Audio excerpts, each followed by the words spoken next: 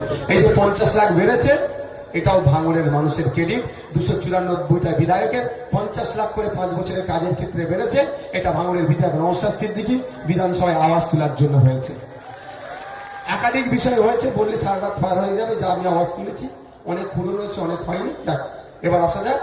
এখন আমি এই 17তম বিধানসভাতে, এটা 17তম বিধানসভায় আমরা 3,30,00,000 টাকার কাজ করতে পারবো। এই 3,30,00,000 টাকার 30 পয়সা কিন্তু আমি হাতে পাবো না। এর প্রচুর বড় গেঁড়া কল আছে।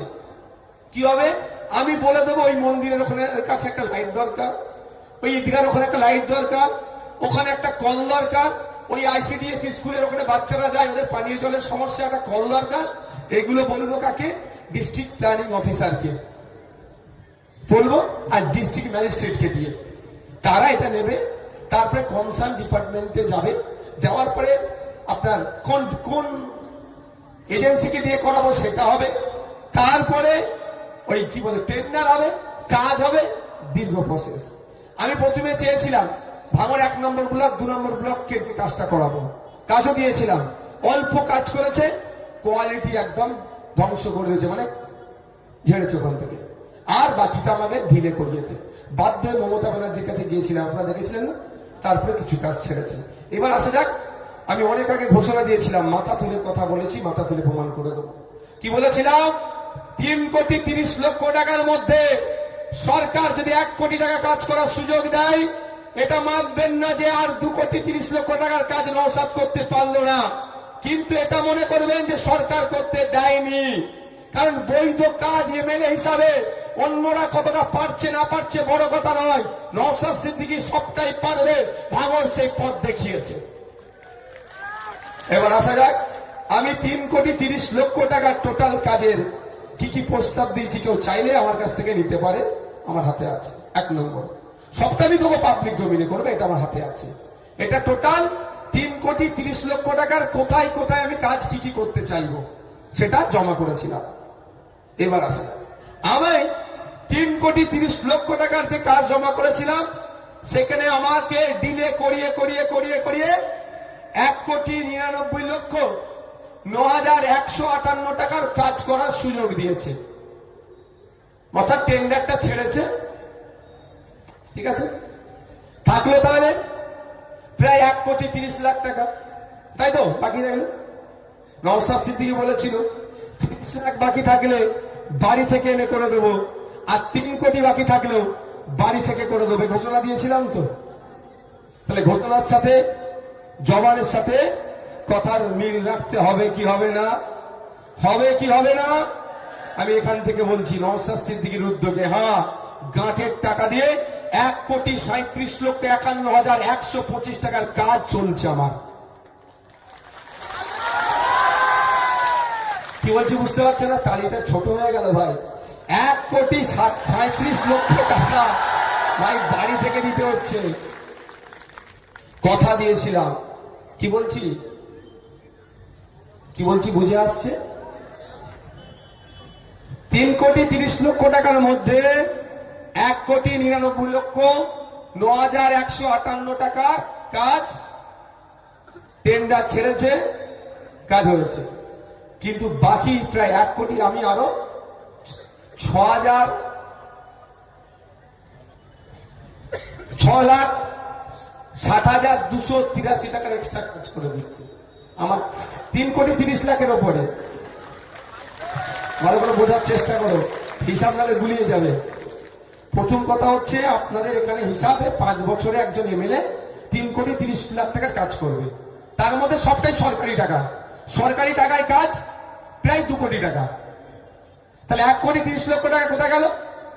আমি ঘর থেকে নেবে কাজ করেছি। এবার কোথায় কোথায় কাজ করেছি না করেছি, না প্রশ্ন থাকতে পারে তো? এটা তো বড় প্রশ্ন, এটাই বড় প্রশ্ন। তো সেই প্রশ্নগুলো যদি শোনার এনার্জি থাকে ভালো কথা, আমি একটা একটা করে বলতে পারি। আর নাহলে মিডিয়া বন্ধুরা যদি জানতে চান, আমি ছবি তুলে আমি দিতে পারি।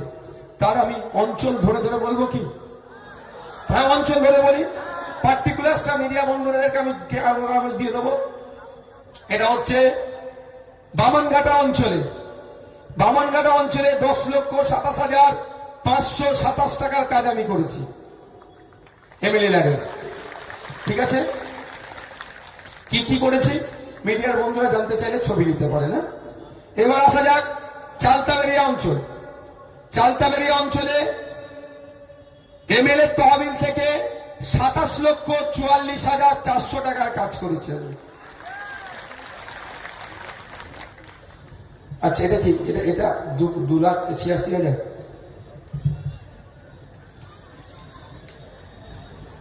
আচ্ছা, আর চালতাবেরিয়া অঞ্চলে আমার যে গ্যাপটা রয়ে গেছে 1,30,00,000 টাকার পূরণ করতে হবে, তো ওর মধ্যে 2,86,800 টাকার আমি কাজ করেছি আমার নিজের টাকা দিয়ে।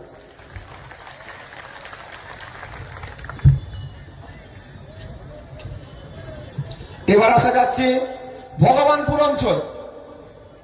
এমএলএ তহবিল থেকে, বিধায়ক তহবিল থেকে কাজ করেছি আমি। কাজ হয়েছে 25,81,200 টাকা। এই সরি হ্যাঁ, 25,81,200 টাকার কাজ এমএলএ তহবিল থেকে। আর আমার ওই গ্যাপ পূরণে আমি খরচ করেছি 8,60,400 টাকা।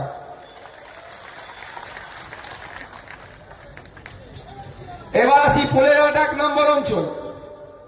বিধায়ক তহবিল থেকে 17,20,800 টাকার কাজ।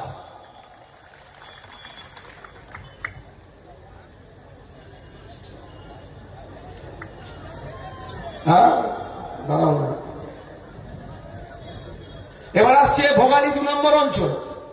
বিধায়ক তহবিল থেকে খরচ হয়েছে 10,10,325 টাকা। যারা এতদিন করে কামনি খাচ্ছিল আমার নামে 4টে পোস্ট করে আজ থেকে গেল তো তাদের। আমি অত মন থেকে খারাপ ছেলে নয় ভাই, তাদেরও আমি করে কামনি খাওয়ার জায়গা ছেড়ে আজকেও যাবো আমি। বুঝতে পারছেন না কি বলছি? আরে 4টে পোস্ট করলে যদি 500 টাকা পাই, একটু 4টে পোস্ট করার জায়গাটা ছাড়তে হবে না তাদেরকে? আমি তাদেরকে সুযোগ দেবো। এবার আসা যাক প্রাণগঞ্জ অঞ্চল। এমএলএ তহবিলের মোট খরচ 13,10,400 টাকা। আর আমি আমার উদ্যোগে যে খরচ করেছি 17,20,800 টাকা, মানে এমএলএ দানের থেকে বেশি টাকা। এইবার আসছি আমি বেহালা 1 নম্বর অঞ্চল। বিধায়ক তহবিলের মোট খরচ হয়েছে 5,73,600 টাকা। আর আমি আমার উদ্যোগে যেটা হয়েছে 8,60,400 টাকা। ওরা দেখতে পাই না কেন বলুন? আমি তো ফিতে কেটে উদ্বোধন করি, আমি চুপচাপ কাজটা করিয়ে নিয়েছি। তো একটা জায়গায় জানতে পেরে একটু ডিস্টার্ব করছে, কাজ সেগুলো চলছে। আচ্ছা, এই পালানো কাগজ পালানো।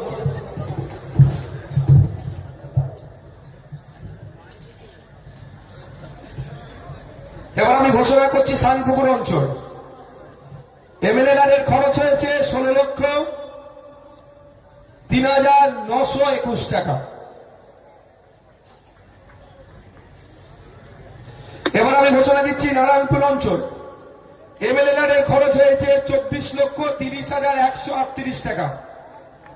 আমি আমার উদ্যোগে ঘাটের টাকা খরচ করেছি 14,34,000 টাকা।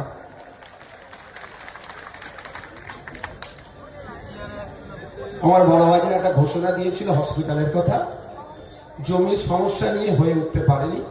তবে আমি কথা দিয়েছি আপনাকে, একটা কথা দিয়ে দিতে পারি, সৃষ্টিকর্তা যদি আমাকে প্রাণে বাঁচিয়ে রাখে, ভাঙড়কে বড় ভাইদের স্বপ্ন আমি পূরণ করবো দায়িত্ব নিয়ে। আর যদি কোনো সহায়তায় ব্যক্তি অন্তত জমির জন্য আগিয়ে আসে, তাহলে তো শোনাই সহায়তা। আসা যাক পোলেরহাট 2 নম্বর অঞ্চল। বিধায়ক তহবিল থেকে মোট খরচ করছি ওখানে আমি 11,04,581 টাকা। আর বিধায়কের আমার নিজের উদ্যোগে যেটা খরচ করছি 14,34,000 টাকা।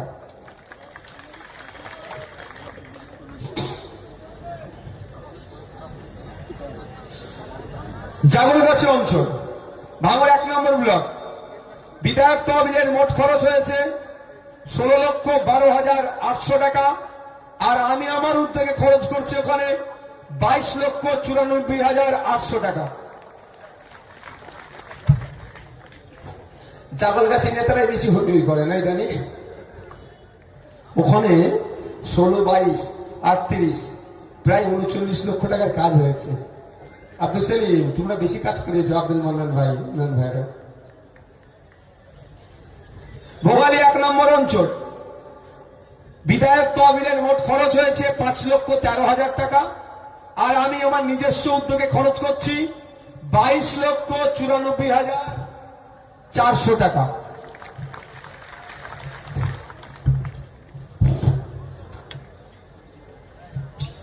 একটা অঞ্চল বাকি আছে, দেওতা 2 নম্বর অঞ্চল, বিধায়ক তহবিলের মোট খরচ হয়েছে 16,76,421 টাকা। বিধায়কের নিজস্ব উদ্যোগে মোট খরচ হয়েছে 11,47,200 টাকা। মোট 3,36,60,283 টাকা। একটা 5 বছরের বিধায়ক 3,30,00,000 টাকা হয়। একদিকে 6,60,283 টাকার এক্সট্রা কাজ হচ্ছে। আর সাথে সাথে এটাও বলে রাখি 1,37,51,125 টাকা ফুরফুরা শরীফ থেকে নিয়ে এসে আমি খরচ করছি। ঠিক আছে বন্ধুগণ, এবার আপনাদের একটা কথা বলেছিলাম কি, বাড়িতে বাড়িতে খামে ভরে লাস্টে ফ্ল্যাশিংটা হবে তো নাকি? কার এনার্জি লস হয়ে যাচ্ছে না তো? আজকের পর থেকে বুক ফুলিয়ে চলতে পারবে তো? বুক ফুলিয়ে চলতে পারবে তো? এতটুকু মাথায় রাখবে, আমাদের পার্টির যিনি জন্ম দিয়েছেন তার নাম আব্বাস সিদ্দিকী। ঠিক কারো কাছে মাথা নত করেনি, কোন অন্যায়কে প্রশ্রয় দেয়নি। তার ছোট ভাই যদি কোনো অন্যায় করে যেমন তারা মারে, ঠিক তার কারিমুল ওহিদুল আসাদুল সাদা যারা আছে তারা অন্যায় করলে একই ভাবে তারা দেয়। সবাইকে সমান চোখে তিনি দেখেন। তার আমি ছোট ভাই, তুমি মাথায় রাখ। এবার কি বলতে যাচ্ছিলাম, সব ভুলে যাচ্ছে। এনার্জি লস হয়ে যাচ্ছে না তো কারো? লাইটিং হবে। এবার আপনাদের বলি, তাহলে সরকার আপনাকে মাত্র 1,99,00,000 টাকার কাজ করতে দিল, 1,30,31,00,000 টাকার কাজ করতে দেয়নি। অন্যায় করেছে কি করেনি ভাঙড়ের মানুষের সাথে? বলেন, আমি দিয়েছি আলাদা কথা, কিন্তু অন্যায় তো করেছে। যদি এই টাকার কাজ না করতে হতো তাহলে তাকে লসে রান করতো ভাঙড়ের মানুষ। তাহলে এই ভাঙড়ের মানুষকে জবাব দিতে হবে সরকারকে। এই নির্বাচনে জবাব দিতে হবে কি হবে না? জবাব দিতে হবে। হ্যাঁ, জানিয়ে রাখি আপনাদের, কয়েকটা কাজ যেহেতু নির্বাচন ঘোষণা হয়ে গিয়েছে, ইনকমপ্লিট আছে কাজ, সেগুলো চলছে। নির্বাচনের বিধিনিষেধ কিছু থাকে, তার মধ্যে গেলে তাহলে আমার নামে আবার কি হবে বলুন তো? কি হবে? আমার নামে আবার মামলা দিতে সুবিধা হবে। আমি তো নির্বাচনী বিধির বাইরে যেতে পারি না। কিন্তু আপনাদের বলে যাই, সবের ডিটেলস আমাদের কাছে আছে।